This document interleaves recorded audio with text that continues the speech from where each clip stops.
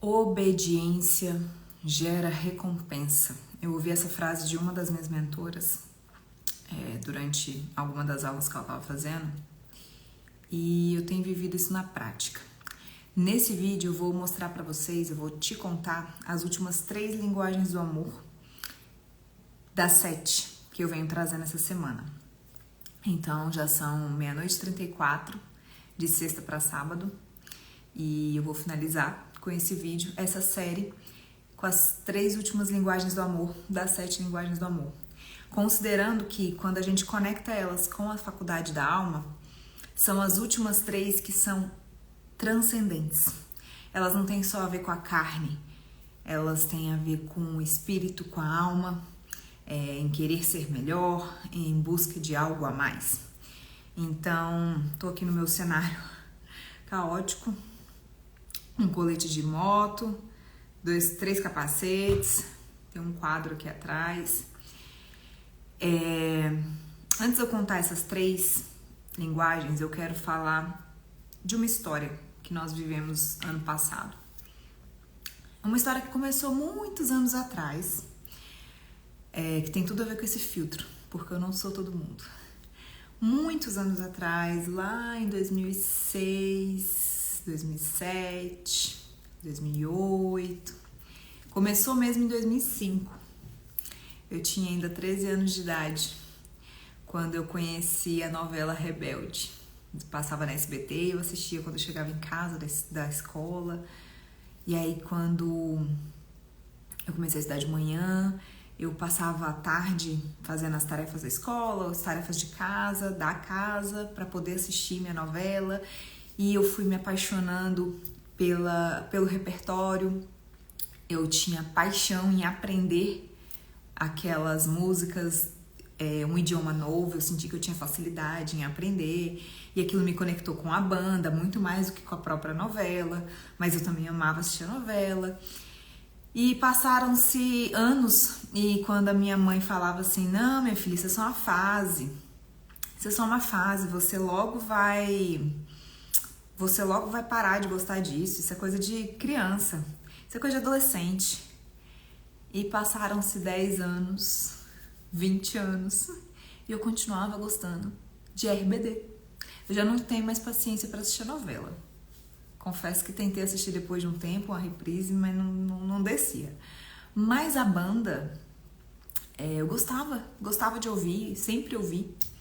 Nesses últimos 15 anos, depois que a banda acabou, eu continuei ouvindo uma hora ou outra. Eu tenho uma playlist no Spotify das que eu mais gosto. Eu gosto mesmo, sabe? Mas o que isso tem a ver com a linguagem do amor? Calma. Calma que você vai entender. Quando eu conheci o Gustavo, a gente não tem nenhuma história com RBD, fica tranquilo, nenhuma música, nada. Mas, né, eu sempre fez parte do meu gosto, eu nunca escondi, mas também não era um negócio assim, fanática, fanfic, ai, sou doida, não. Eu ouvia no meu momento, quando eu tava sozinha, quando eu tava no carro, geralmente quando eu tava no carro ou quando eu tava arrumando casa. Os melhores momentos que eu gostava de ouvir, RBD. E ele sempre soube que eu gostava, mas assim, gostava. E ele sabe que teve uma oportunidade que eu tive de ir e eu não fui. Eu fiquei de castigo uma semana antes do show. E na época, meu pai disse que chegou a comprar o ingresso pra mim. Mas como eu fiquei de castigo, ele vendeu meu ingresso para a minha vizinha. E eu fiquei muito chateada na época. Isso foi em 2008. Não, 2007. 2006. Em 2006, eu fiquei muito chateada na época, porque eu queria muito ter ido no show. Eu era novinha, eu tinha 14 anos, e eu queria ter muito ido no show naquela época. Eles tinham ido lá em Goiânia, e meus pais não deixaram eu ir, eu tava de castigo. E detalhe, sabe por que eu fiquei de castigo? Porque eu falei que eu fui dormir na casa da minha amiga, e minha mãe descobriu que eu fui na festa junina da igreja com a minha amiga. Depois eu voltei pra dormir na casa dela, mas como eu não tinha avisado que eu ia pra festa junina, eu me lasquei. E foi assim, né? Eu tinha essa história no meu coração de um sonho frustrado, digamos assim. E sempre ficou. E aí aconteceu deles separarem a banda e tudo, e eu... Deixa eu só fixar um comentário aqui. As últimas 3 linguagens do amor.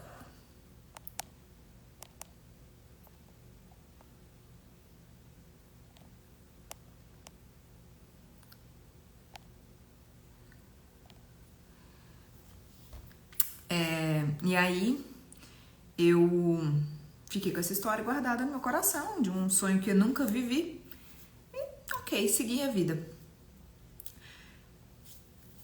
Voltaram ano passado. Toda aquela expectativa foi gerada. E confesso pra vocês que no início eu olhei assim, eu não levei nem muito a sério, sabe? E depois que eu não levei muito a sério, eu nem quis alimentar em mim nada. Porque, vamos lá, eu já tô com 31 anos, eu sou mãe de 2 meninas. Uma delas ainda amamentava, né, durante o período de turnê. E eu confesso que eu não gerei nenhuma expectativa, não. Até que foi chegando perto. E quanto mais perto chegava, mais eu ficava eufórica. Eu ficava extasiada, eu ficava feliz, eu ficava animada, eu queria saber o que estava acontecendo nos bastidores. Eu voltei a seguir, né, no Instagram e olhar como é que estava sendo o preparatório da setlist do show, ensaio, se eles iam fazer as dancinhas originais ou se eles iam querer inventar danças novas no TikTok e tudo mais. E eu fiquei com essa fanfic, tipo assim, e aquilo foi mexendo comigo e eu aqui em casa, cuidando das coisas, cuidando das meninas, e hora ou outra eu vibrava. Ai, Gustavo, o que foi? Aí eu, vai ter tal música no show. Ele, tá. Aí outra hora acontecia dele falar, deu tipo assim, nossa, eles vão fazer uma releitura do figurino do show do Live in Rio. Tudo eu ficava assim, vibrando, sabe?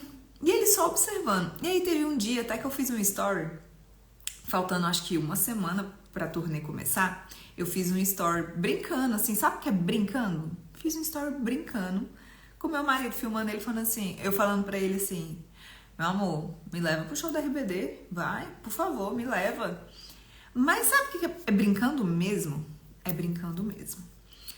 E aí ele olhava pra mim, tipo, nunca me levou a sério, óbvio. Nem eu me levava a sério, nem eu levava isso a sério. E olhei pra situação, olhei pro cenário e nem dei expectativa pro meu coração, sabe? Não era só financeiro, apesar de que precisaria levantar um recurso, acho que ia dar o quê? Uns 5 mil reais pra eu ir com alguém. E eu falei que eu queria, se fosse pra eu ir, eu só iria de pista premium. Porque eu não queria ficar na arquibancada, eu não queria ficar longe, eu só queria se fosse pra ficar lá na frente. Na área da frente. E eu ainda sou assim. Não quero ir de qualquer jeito. Se for pra eu ir, eu não quero ser pisoteada lá no fundo, não quero ficar longe, vendo eles, longeão, não quero. Pra mim não fazia sentido sair de casa, ir pra outra cidade, e tão distante, pra olhar eles lá de longe. Pra mim, a frequência, a vibração do show, não. Pra mim, isso não fazia sentido. Se fosse pra eu ir, eu queria ficar lá perto. Aí, beleza. Um dia o Gustavo olhou pra mim e eu tava assim, tipo, comecei a assistir os primeiros shows, sabe, no YouTube. O pessoal gravando, fazendo cobertura e tudo. E tinha vários vídeos no YouTube em alta resolução, do show inteiro e tal. E aí eu fiquei assistindo e eu acordava animada, tipo assim, teve show ontem, hoje vai ter hoje já deve ter algum vídeo novo no YouTube, né, de como foi o show de ontem. Igual fã retardada. Eu tava desse jeito na primeira semana de turnê do RBD, no ano passado. E aí, um dia eu tava conversando com o Gustavo, ele olhou pra mim assim, bem tranquilo, e falou assim, meu bem,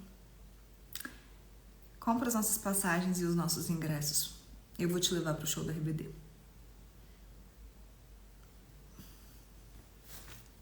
Eu olhei pra ele e falei, o quê? Você vai comigo? Ele falou, eu vou com você pro show do RBD. Eu, sério? Ele, sério?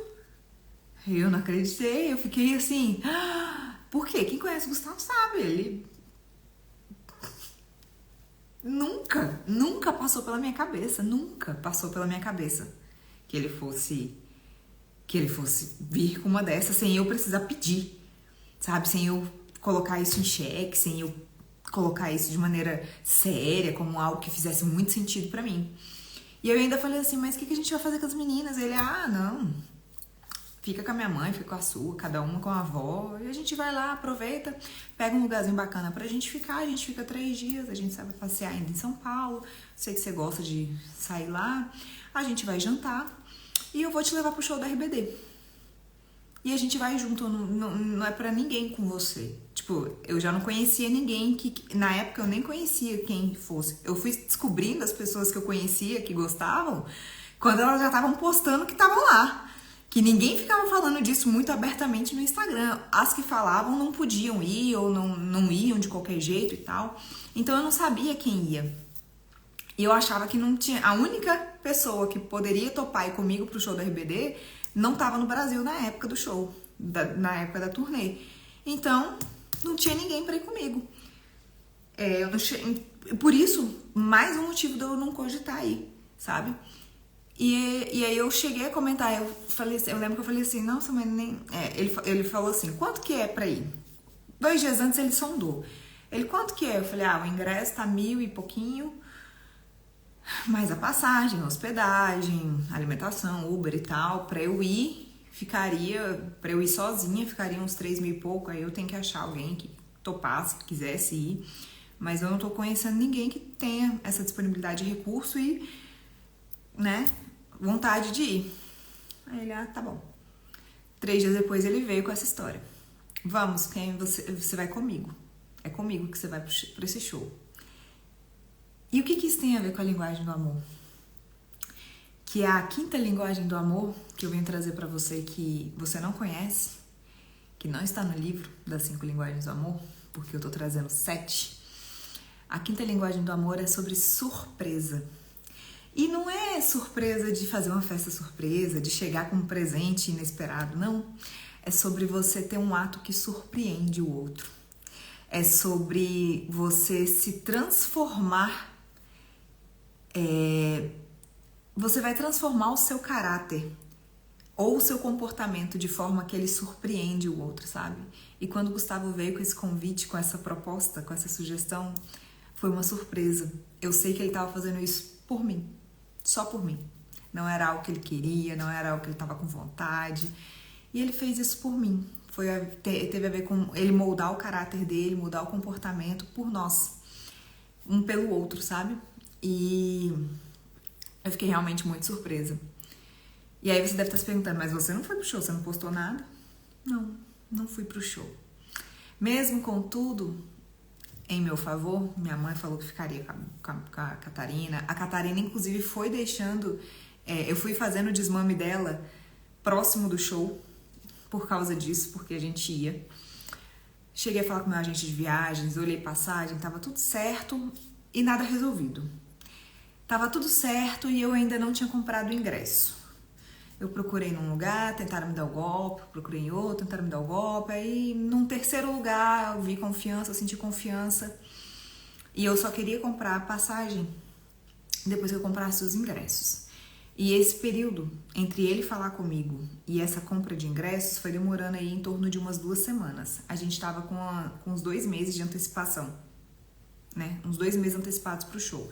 Eu queria ir pro show no Allianz Parque nos dias 18 e 19 de novembro. E a gente falou disso em outubro. Outubro? Não. Final de setembro. Setembro, por ali. Setembro, final de setembro e início de outubro. A gente não tava com 2 meses de antecipado, não. A gente tava com uns 40 dias. E aí ele... Nesse período, quando ele falou, né, ele deu a positiva pra gente ir, que ele iria comigo e tal. Tudo tava colaborando, todo o cenário tava colaborando para que a gente pudesse ir pro show do RBD. Como casal. E aí eu comecei a vibrar.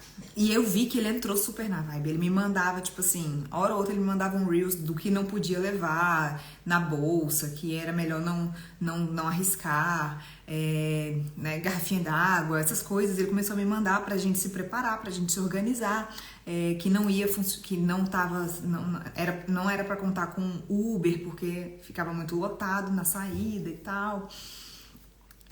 Teve um backstage que o Allianz Parque lançou depois, que ele até olhou pra gente poder ficar horas a mais depois do show, pra poder não pegar a muvuca da saída. Aí era mais um tanto a mais, que ele falou que a gente podia considerar, sim. Ele falou, olha aí e tal, vamos ver, que é melhor do que a gente sair naquele muvuca com todo mundo. E ele tava assim, super disponível pra ir. E aí, eu passei 2 semanas nessa transição de compra, não compra, cadê ingresso e tal. Identifiquei muito rápido os golpes quando tentaram dar, tipo de cambista, gente se fingindo que tinha ingresso, né, disponível para vender. Eram 2 pistas premium. Eu tava por R$940, R$920, mais taxas do site, que eram 100, 120 reais só de taxas. Então ficava uns quase R$1.100 de ingresso, cada ingresso, fora o backstage se tivesse, fora passagem, hospedagem, tudo mais. E aí eu ali, pronta, ele chegou a me mandar o dinheiro para eu fazer a compra. A gente nem ia comprar nada no cartão, ia comprar tudo no Pix. E eu tava com dinheiro na minha conta. Tava tudo bonito, tava tudo lindo, redondo. Quando eu percebi que meu coração começou a me incomodar. Tipo assim, não é pra você ir, não. E eu não entendia. Eu fiquei assim, mas por que não é pra eu ir? Gente, vou realizar um sonho de infância. E aí eu comecei a observar o que era pra eu ter visto desde o primeiro show. Que eu vi, mas passei pano. E aí eu fui olhar com um olhar espiritual. E vi o Christian. O Christian é um dos integrantes, que é homossexual, que ele carrega muito forte a bandeira LGBTQIA+, que é o cara. E o figurino dele, as danças dele, a performance dele no palco, não era só muito extravasada. Era algo que salientava, que colocava o estádio para vibrar naquela vibração dele, que ele estava, como algo bom, como algo legal, como algo bacana. Então ele xingava, né, tipo assim, eu sou um puto, sou gay mesmo, e vocês têm que me aceitar e tal. E aí eu comecei a observar, e aí aquilo começou a me incomodar, e eu percebia que o estádio inteiro ficava vibrando naquela frequência, naquela vibração. E aí eu falei, eita, se eu tô buscando a santidade, eu tô me colocando para viver de maneira separada, que a santidade é isso, é você se separar do mundo, realmente esse lugar não é pra mim. E aí eu fiquei muito triste. Tipo assim, doeu, sabe? Doeu. Eu ver que eu tinha tudo ao meu dispor, menos o aval do Espírito Santo. Ou seja, eu não tinha nada. Eu não tinha nada. Não adiantava meu marido querer ir comigo e tá tudo bem pra ele. O Espírito Santo me incomodou e falou que não era pra eu estar lá.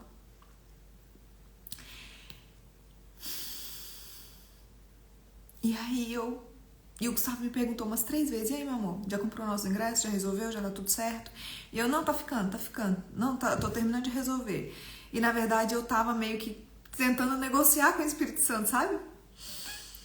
E eu não recebi o aval do Espírito Santo pra poder ir. E aí, teve um dia que eu decidi que eu não ia. Eu falei, meu amor, nós não vamos. E com o recurso que a gente ia, eu vou pegar uma pousadinha pra gente aqui perto, depois do aniversário da Bela. E a gente vai passar uns 3 dias, nós dois, tranquilinho. Aí ele olhou pra mim e falou assim, mas por que a gente não vai? Eu tô feliz, mas por que a gente não vai? Eu falei, o Espírito Santo não me quer nesse lugar, não quer a gente lá. Aí ele, yes! O Espírito Santo tá no meu jogo, tá jogando no meu time e tal. Aí ele riu, brincou, ficou feliz, achou ótimo. E aí eu também surpreendi ele. Porque ele ficou assim, então é sério, a gente não vai, mas você realmente decidiu que a gente não vai. Eu falei, não, não vamos. Eu queria muito. Eu queria muito. Muito. Mesmo. E aí era um desejo da minha carne. Era minha carne. Ah, era meu sonho de infância e tudo. Era, mas era da carne. Meu espírito precisa de algo muito maior. Meu espírito busca pelas coisas eternas. E eu não podia estar naquele lugar. E se eu fosse naquele lugar, Deus ia me perdoar e tava tudo bem, mas... Sabe? Quando você sabe que você tá fazendo um negócio errado. E não tô falando que você foi, se você foi, pecou, não. Porque ele me incomodou. Se você não foi incomodada, se você foi, se divertiu, foi maneiro pra você, foi inesquecível. Que ótimo que você tem essa história pra contar. Eu não pude viver isso. Eu não tive como. Porque foi comigo que ele falou. Ele falou que eu não podia ir. E no que ele falou que eu não podia ir mais, eu só aceitei. Eu aceitei o comando e obedeci. Por isso que eu falei que obediência gera recompensa. Porque de lá pra cá, bem no período que a gente tinha pra viajar, era um período bem conturbado que tava vivendo a nossa família fora da nossa casa, sabe? A minha família mais especificamente. Estavam acontecendo umas situações bem delicadas. Eu tinha acabado de começar o treino em suas curvas, então eu tava vivendo uma batalha espiritual muito grande, porque eu tinha colocado mulheres para orarem, mulheres para sonharem, mulheres para voltarem a fazer atividade física, a buscarem seus sonhos. E eu senti que tava pesado, espiritualmente falando. E o clima ficou pesado. Mas era um pesado que eu sabia que tinha a ver com o processo. E aí ele,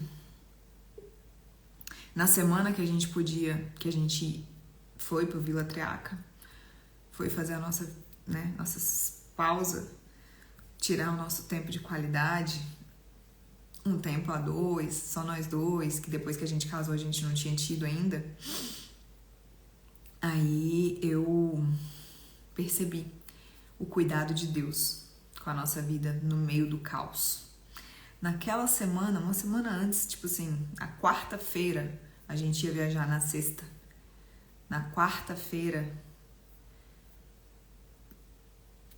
a nossa família desandou de uma maneira muito esquisita. E quando eu falo nossa família, eu tô falando da minha família e fora de casa. Não é dentro da nossa casa. São os parentes. Os parentes. Teve um desarranjo muito grande. Briga de família, confusão, contenda. Até gente presa foi no meio dessa situação. E aí a gente, no meio do caos, a gente olhou um pro outro e falou, bora. E a gente foi. E foi lindo, sabe? A gente viveu ali 3 dias maravilhosos. Fez muito bem pra gente. Teve muita paz. Enquanto tava tudo um caos fora daquilo, a gente tava super bem. A gente sabia que a gente estava alinhado, que a gente estava conectado, que a gente estava se fortalecendo como casal, que a nossa unidade estava sendo, cada dia que passa, mais restaurada, mais construída, mais fortalecida. E essa é a minha história sobre o porquê eu não fui pro show da RBD. Digamos que o Espírito Santo não deixou. Meu marido ia comigo, tinha dinheiro, tinha vontade, mas não tinha autorização do Espírito Santo. E aí eu falei da quinta linguagem do amor, que é a surpresa. E aí eu vou te trazer a sexta linguagem do amor, que você também ainda não conhece, que é sobre o tempo de ócio, o tempo de bolha, a caixa do nada, sabe? Muitas mulheres têm dificuldade de entender que os seus maridos precisam de ficar na caixa do nada. Que eles precisam ter o tempo de fazer nada, de falar nada, de pensar nada, de não conversar. E muitas das vezes as mulheres, por falta de entendimento dessa situação ser natural do homem, elas ficam perturbando o dito cujo na hora que ele tá tentando entrar na bolha dele. E você permitir que ele fique na bolha dele é uma linguagem do amor. Assim como ele também me permitir. Tem hora, cara, que eu não quero fazer nada, não quero conversar, não quero mexer no celular, não quero nem ver televisão. Tem hora que ele me chama pra assistir um filme e eu falo, não, meu amor, agora eu não tô afim. Ele, então tá bom, eu vou assistir aqui, você fica de boa aí. Ponto. Ele respeitou o meu tempo de ócio.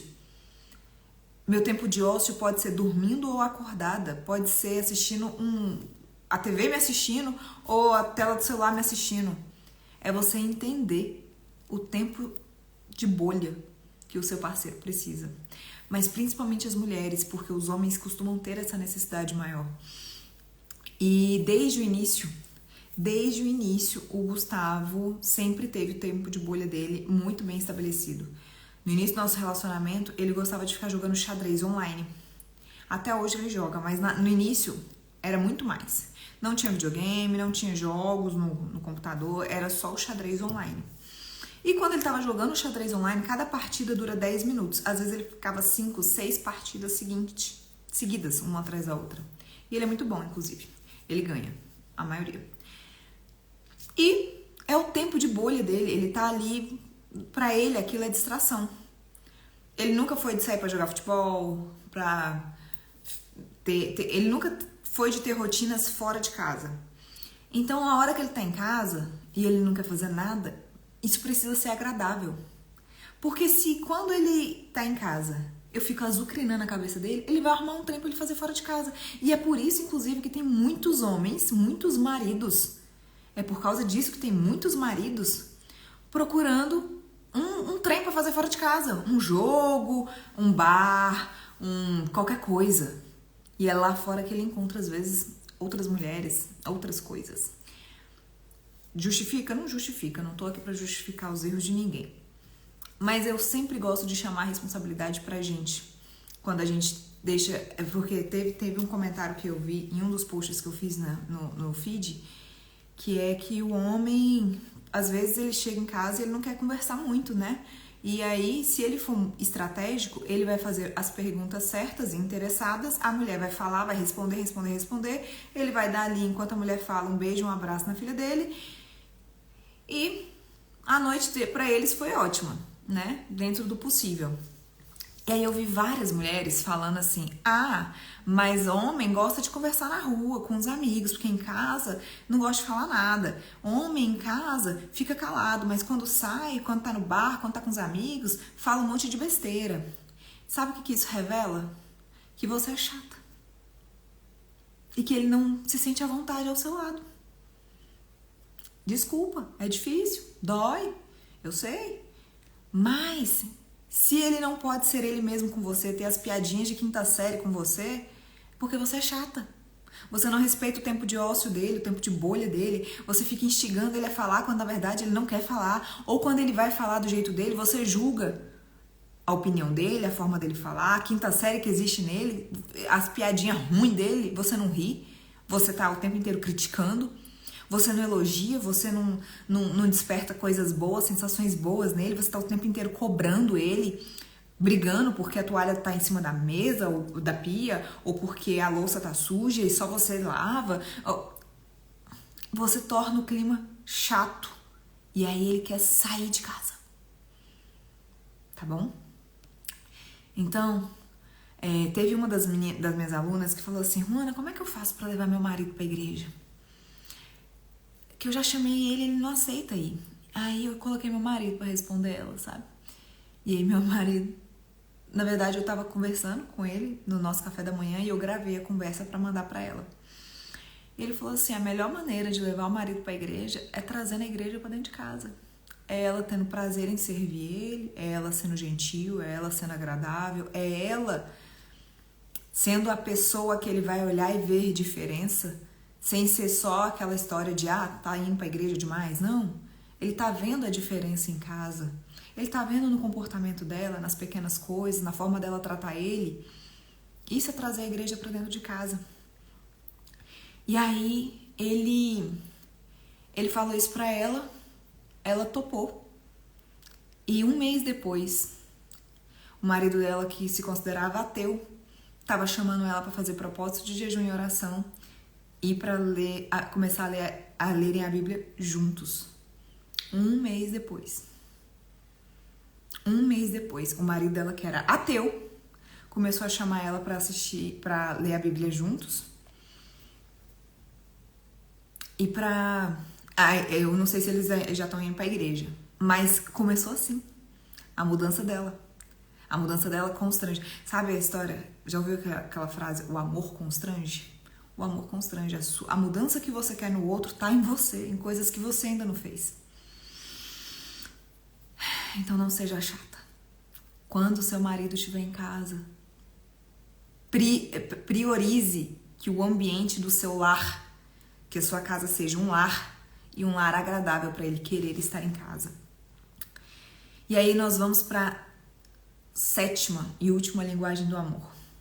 A gente falou aqui hoje da linguagem do amor surpresa, que é quando você surpreende o outro através da sua mudança de caráter, através da sua mudança de comportamento, sobre você amar o outro a partir do momento que você respeita o tempo de ócio, o tempo de bolha dele, o tempo dele ficar na caixa do nada, transformando o seu ambiente, o ambiente do seu lar, em um ambiente agradável, em que ele se sente respeitado e aceito. E, por último, a gente vai falar de palavras de afirmação. Esse você já conhece. Essa linguagem do amor você já conhece. Mas eu preciso te falar que palavras de afirmação vai muito além dos elogios. Ai, meu amor, como você tá bonito hoje. Nossa, que comida gostosa que você fez. Ai, obrigada pelo presente que você me deu. Não. Vai muito além. Vai muito além de elogiar. É sobre você declarar as potências que o outro tem. É sobre você manifestar o quanto você acredita que ele é capaz de fazer muito mais do que ele faz hoje, mas sem cobrança, sabe? Tem uma passagem de Pedro com Jesus, quando Jesus chama Pedro para ser um pescador de almas. E Pedro fala assim para Jesus: mas eu sou um pecador. Meu Deus, não, se o Senhor é o Messias, por que o Senhor me escolheu? Eu sou apenas um pecador. E Jesus responde: você é um pescador de almas. Eu te chamo para ser um pescador de almas. Claro que Pedro é um pecador. Mas não é disso que Jesus está falando. Jesus está falando das potências, de como ele enxerga Pedro lá na frente. Então é você olhar para o seu marido, é olhar para sua filha, é olhar para os seus pais, é olhar para o seu funcionário, olhar para o seu patrão e falar sobre aquilo que você vê de bom nele. Ainda que ele não seja, mas aquilo que ele pode ser através dele, da essência dele. Então é declarar palavras de vida, é profetizar para aquela pessoa, principalmente para os filhos, O que eu já vi de mãe amaldiçoando o seu filho sem ela perceber. Eu lembro que uma vez eu estava na pediatra da Bela, na recepção, e eu encontrei uma colega que trabalhou comigo um período na I9, e ela estava lá com a filhinha dela era 2 anos mais velha que a Bela era bebezinha ainda, era uma das primeiras consultas da pediatra, com a pediatra da Bela, e a filhinha dela devia ter uns 3 anos, 4 anos, uma coisa assim. E essa menina, ela era bem, 3 anos, agitada, queria andar de um lado pro outro e tal. E a menina começou a falar assim: nossa, a fulana, não vou citar o nome aqui, né? A fulana, ela é tão difícil, sabe? Ela não fica quieta nunca. E essa cara aqui, tá vendo essa cara? Ela fazia essa cara. Ela não fica quieta, ela tá ruim de comer. Gente, quantas crianças comem com gosto, com a boca cheia aos 3 anos de idade? Muito mais crianças têm dificuldade de comer do que o contrário. Então, como que você enxerga para as limitações do seu parceiro, dos seus filhos? É colocando ele para ter aquele rótulo para sempre? Nossa, fulana é preguiçosa. Não, nossa, não quer saber de estudar. Nunca quer saber de estudar. Ai, tem que é um karma. Toda vez para estudar é uma dificuldade. É isso que você fala? Ou você declara para ela que ela é inteligente. Nossa, minha filha é muito inteligente. Ela é tão inteligente que ela nem precisa estudar tanto para ela passar na prova. Ela é tão inteligente que ela é esforçada e tudo. Aí olhar pro seu marido e falar, nossa, meu amor, como você é um esposo provedor, como você resolve os nossos problemas, como eu sei que eu posso confiar em você. Isso é palavra de afirmação. Vai além da validação de um elogio. É transcendente. Lembra que eu falei que as últimas 3 linguagens do amor eram transcendentes? As primeiras 4 linguagens do amor eram imanentes, tinham a ver com a carne, com o corpo. As últimas 3, elas são transcendentes, é a busca por algo maior que você. E palavras de afirmação tem a ver com você manifestar as potências que a outra pessoa tem. Então, quando você for declarar, falar sobre a pessoa, elogiar a pessoa, não fala só daquilo que ela tem, daquilo que ela demonstra, daquilo que ela é naquele momento. Fala também daquilo que ela pode ser, como se ela já fosse. Declara que ela já é. Porque quanto mais você declara, mais o universo entende que aquilo é de verdade. E aquilo volta pra você. Eu é que sei. Eu que sei. Todos os dias, antes de dormir, eu falo, minha filha, amanhã você vai... Enquanto você dorme, todos os dias, quando eu vou colocar minha filha pra dormir, todos os dias, quando eu vou colocar minhas filhas pra dormir, eu declaro sobre a vida delas. Minha filha, enquanto você vai dormir, durante o seu sono, a sua saúde vai ser restaurada, a sua beleza vai ser renovada, a sua inteligência vai ser restituída. E amanhã você vai acordar ainda mais linda, ainda mais inteligente, ainda mais saudável, ainda mais criativa, ainda mais corajosa, ainda mais obediente e ainda mais sábia com a sabedoria que vem do Senhor. Eu não comecei com toda essa oração não, tá? Ela foi se aprimorando. As primeiras coisas que eu dizia pra ela é que durante o sono dela, a saúde dela ia ser renovada, as células do corpo dela iam ser restauradas, a beleza dela ia ser restituída. Aí depois eu comecei a trazer inteligência. Aí depois eu comecei a falar que amanhã, quando ela acordasse, ela ia acordar ainda mais linda, ainda mais inteligente e ainda mais saudável. E aí por último agora, tem 1 ano que eu declaro as outras 5, são 7 coisas que eu declaro sobre elas. E eu falo que o nome dela, cada uma delas não é só, sabe, o significado do nome? Uma coisa que eu aprendi também, que o significado do nome do seu filho, quem dá é você. Não é o significado que o Google dá, que a história deu. Até porque na história mesmo, quando a gente vai pegar na Bíblia, quem dava significado para o nome dos seus filhos eram os pais. O pai falava, meu filho vai se chamar tal coisa. Isso significa que ele vai ser o rei das nações. Isso significa que ele vai à frente. É isso. Então você, enquanto mãe, você tem o poder e a autoridade espiritual de dar o significado do nome dos seus filhos. O significado do nome da Bela é influenciadora do reino. E o significado da Catarina é incorruptível. E eu declaro na vida delas que elas são influenciadoras do reino, que elas são incorruptíveis. Incorruptível foi uma palavra que eu achei interessante quando eu a ouvi pela primeira vez. Então, que esse conteúdo entre no seu coração como flecha, que você não se esqueça dele e principalmente que você pratique, porque a prática desse conteúdo que eu trouxe para você vai tornar a sua vida um pouquinho mais fácil. E sobre o meu testemunho que eu dei, quem foi chegando depois, pega a live do início, que eu dei um testemunho sobre como o Espírito Santo não me permitiu fazer algo que meu marido tinha me chamado para fazer comigo, e eu queria muito fazer, queria muito, mas o Espírito Santo não permitiu. E eu fiquei muito chateada. Eu tentei negociar com o Espírito Santo ainda 1 semana, porque eu queria muito ir, mas não deu certo. E é isso. Acho que eu falei, acho que eu fiz a entrega que eu tinha me predisposto. Na semana que vem eu vou trazer um pouquinho mais sobre as faculdades da alma, as 7 faculdades da alma. E depois eu vou trazer sobre os 7 pecados capitais e depois sobre as 7 virtudes. Fiquem por aqui, que toda semana eu vou trazer um tema. Então, essa primeira semana foram as 7 linguagens do amor. Semana que vem, as 7 faculdades da alma. Deixa eu já adiantar para vocês quais são as 7 faculdades da alma. Que você vai ver palavras que você nunca ouviu.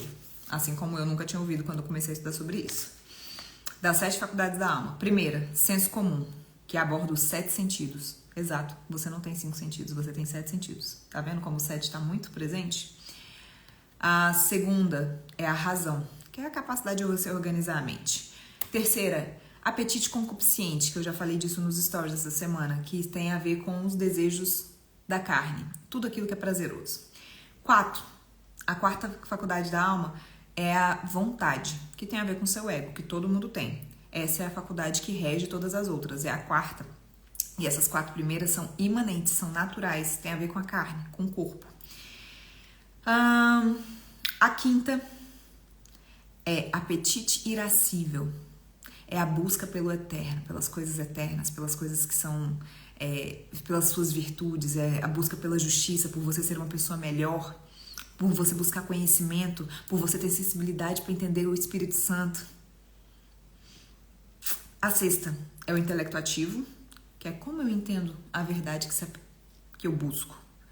Como que eu interpreto a verdade? E a sétima é intelecto passivo. O seu intelecto passivo tem a ver com seus insights, com as percepções que você tem a partir da verdade quando ela se apresenta para você. Não é aquilo que você busca, é aquilo que se achega a você. Curtiu? Diferente, né? Você já tinha ouvido falar sobre as 7 faculdades da alma? Essas últimas 3, apetite irascível, intelecto ativo e intelecto passivo, essas últimas 3 são transcendentes. Não tem a ver com a carne, tem a ver com a alma, com o espírito. E aí eu vou trazer um pouquinho mais disso na semana que vem pra gente se aprofundar um pouco e ter noção. Todo meu objetivo sempre tem a ver com uma expansão de consciência. Esse é meu compromisso. E aí eu sempre busco trazer alguns exemplos da minha vida, algumas histórias e a minha própria percepção acerca desse assunto. E esse foi o conteúdo de hoje.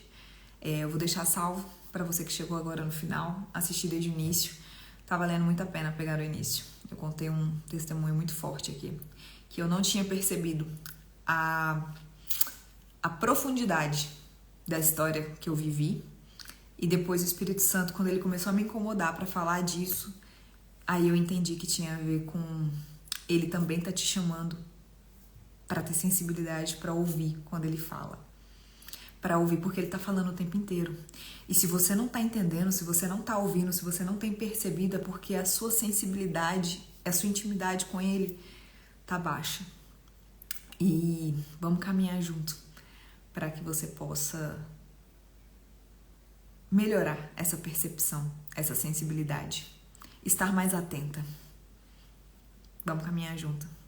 Continua por aqui que eu posso te ajudar nessa caminhada. Eu passei por isso. Eu passei por um momento de achar que o Espírito Santo não se importava com coisas vãs, com, né, a minha vida. Quem sou eu? Eu querer o carro X, a viagem tal, a casa Y, a roupa tal. Por que isso é importante para o Espírito Santo? Não, quem sou eu? Nada a ver. E aí, conforme eu fui tendo intimidade com ele e colocando a minha vida toda na presença dele, eu fui percebendo que ele se importa com tudo, com cada detalhe. Que ele quer te abraçar, ele quer sim te agradar, desde que você se submeta a ele. Esse é o exercício mais desafiador. Então é isso. Conteúdo entregue. Olha isso. Minha unha. Obrigada, gente. Obrigada pela presença de vocês. Alguém quer falar alguma coisa? Alguém? Vocês foram entrando e pra eu não perder o fio da meada, eu acabei não dizendo oi pra vocês. Tá aqui, ó. Temos aqui minha mãe que tá aqui comigo, a Axa, a Cristina, Edivana, Fernando Camargo. Se alguém tiver alguma coisa para compartilhar, né, desses últimos coisinhas, vocês já sabiam do que eu tava falando? Ó, 1 hora e 19 minutos da madrugada, gente. Já vai fazer 1 hora que eu tô aqui falando. Meu Deus do céu. Eu sempre abro a live achando que eu vou falar uns 20 minutinhos. E olha aí, já vai fazer 1 hora que eu tô aqui. Eu vou desligar. E eu não sou todo mundo. Você também não é todo mundo. Talvez seja porque o carnaval tá pra começar. Que o Espírito Santo me incomodou tanto pra vir falar disso. Porque tem muito desejo da carne. Ai, meu Deus. Agora é a hora que os portais estão abertos para um monte de desejos da carne serem supridos. Carnaval. Você esquece até seu nome. Cuidado. Cuidado com as armadilhas. Cuidado. Muito cuidado. Você não é todo mundo.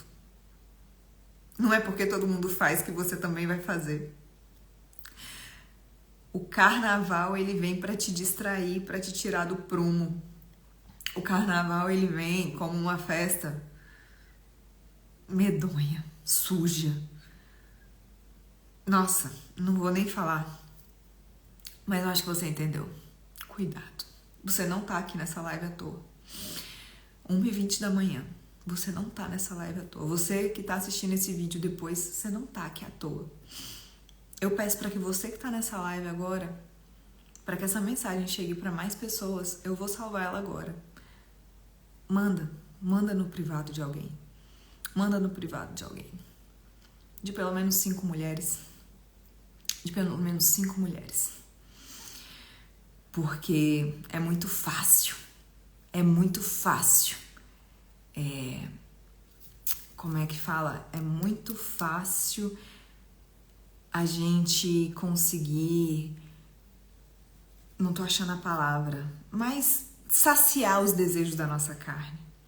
É muito fácil a gente falar que a carne é fraca e a gente se submeter